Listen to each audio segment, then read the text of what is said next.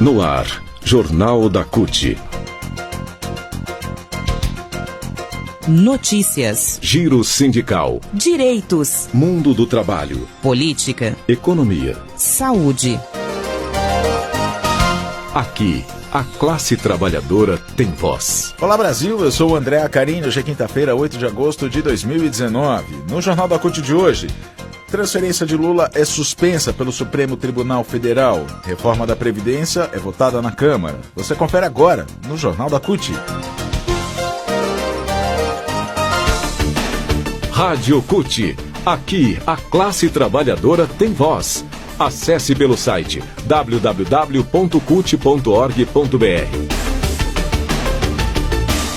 Na manhã desta quarta-feira, a juíza federal Carolina Lebos determinou a transferência do ex-presidente Lula de Curitiba para São Paulo. A decisão foi repudiada pelo PT, pela defesa do ex-presidente. Decisão, aliás, foi tomada no momento em que mais vazamentos implicam a Operação Lava Jato.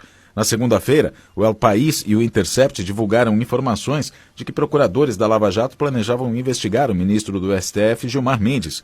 Em São Paulo, o juiz Paulo Eduardo de Almeida Sorci, que inclusive foi indicado por Sérgio Moro para o Conselho Nacional de Política Criminal e Penitenciária, determinou que Lula fosse transferido para o presídio de Tremembé, onde estão condenados como Alexandre Nardoni, Christian Cravinhos e Roger Abdelmaci. Em nota, a cúpula do PT avaliou que o pedido feito pela defesa foi deferido sem respeitar os argumentos de que a Polícia Federal aguardasse o julgamento do mérito do habeas corpus, que pede a suspeição de Sérgio Moro e a liberdade de Lula, que ainda vai ser julgado pela segunda turma do STF, esse habeas corpus. A decisão, diz a nota, se caracteriza em mais uma ilegalidade e um gesto de perseguição a Lula, por negar ao ex-presidente as prerrogativas de ex-chefe de Estado e ex-comandante supremo das Forças Armadas. Em entrevista à colunista Mônica Bergamo, da Folha de São Paulo, o presidente do Instituto Lula, Paulo Okamoto, disse que a decisão se caracterizou como uma humilhação e a grande preocupação, já que o despacho da juíza federal não determinava a que local ele fosse transferido. Paulo Okamoto chegou a se pronunciar pelas redes sociais na tarde dessa quarta. A decisão de transferir o presidente Lula aqui de Curitiba para São Paulo não foi pedido pela defesa. Nós, inclusive, queremos deixar claro de que a juíza desconsiderou os argumentos dos advogados de defesa quanto à preocupação que eles têm em relação à segurança do Lula. E como já falei e continuo falando, Lula é inocente, já cumpre uma pena injusta e não aceitamos de que ele seja tratado como um preso comum. Queremos que ele mantenha todos os seus direitos que ele tem como ex-presidente e que merece, porque afinal de contas ele é um inocente que está sendo perseguido pelo nosso sistema judiciário e político. Eu espero ainda que em breve o Supremo Tribunal Federal retome o julgamento do habeas corpus, que vai colocar fim a esta prisão injusta. É uma grande possibilidade que o nosso sistema judicial tem de corrigir esse absurdo que foi a condenação do Lula. A presidente do PT, deputada Gleice Hoffmann, também se pronunciou sobre a transferência. Ela disse que a segurança e a vida de Lula estavam em risco sob a polícia e sua transferência para Tremembé 2, sem prerrogativas de ex-presidente, era uma violência da farsa judicial a que ele foi submetido. A defesa de Lula pediu a suspensão da transferência por a juíza Carolina Lebos ter ignorado os pedidos de análise de transferência até o julgamento do habeas corpus que tramita no STF. A defesa pediu também que, na hipótese da da Polícia Federal acolher o pedido de transferência, fossem requisitadas informações de estabelecimentos compatíveis com sala de Estado Maior, com a oportunidade de prévia manifestação da defesa, o que foi ignorado.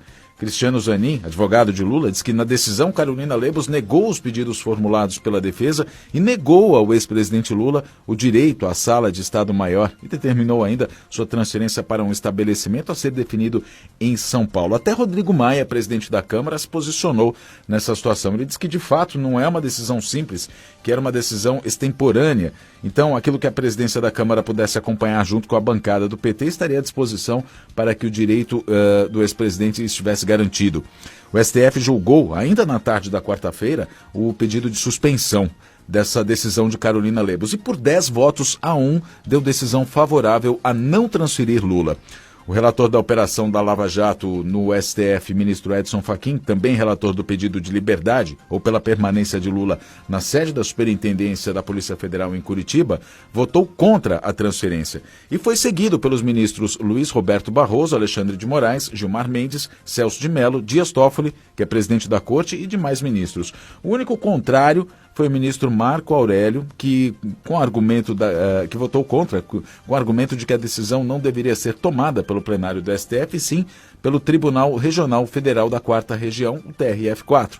Toffoli escolheu Fachin como relator do pedido feito pela defesa de Lula, que havia endereçado a ação ao ministro Gilmar Mendes. Na sequência, o plenário do STF analisou o caso e a decisão então foi que Lula não vai ser transferido para o presídio de Tremembé, em São Paulo, no interior de São Paulo, cidade que fica a 150 quilômetros da capital, a decisão que havia já sido tomada pelo juiz Paulo Eduardo de Almeida Sorci.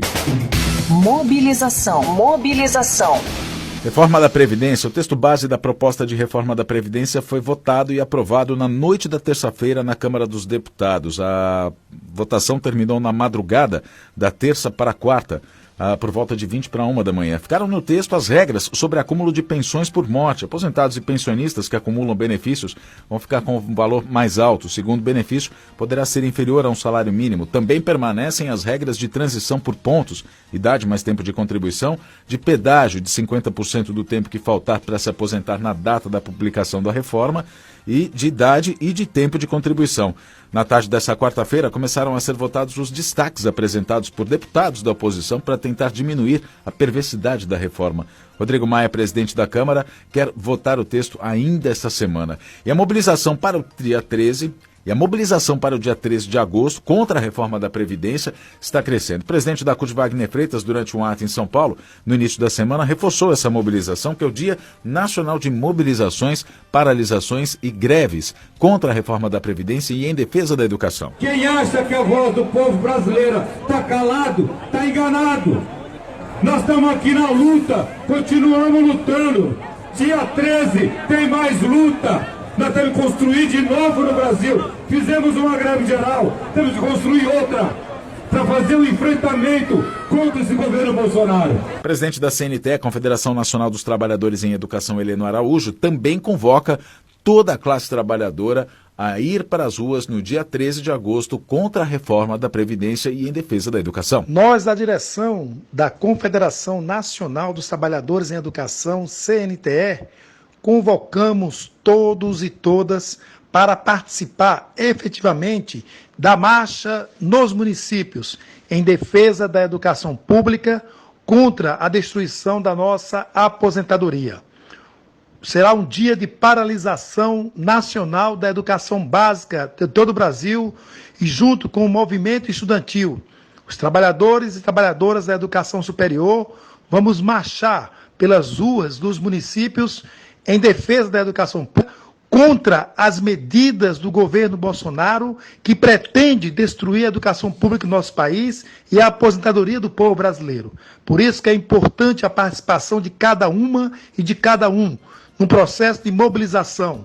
Convoque todos os seus amigos, parentes, todo mundo que você conhece, para estar junto conosco nas ruas no próximo dia 13 de agosto. Jornal da CUT.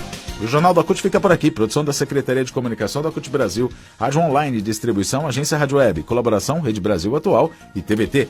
Mais notícias e informações sobre o mundo do trabalho você tem no www.cut.org.br. Acesse também nossas redes sociais, Facebook, Instagram, Twitter. Compartilhe nossos conteúdos. Muito obrigado pela sua companhia e até a próxima edição.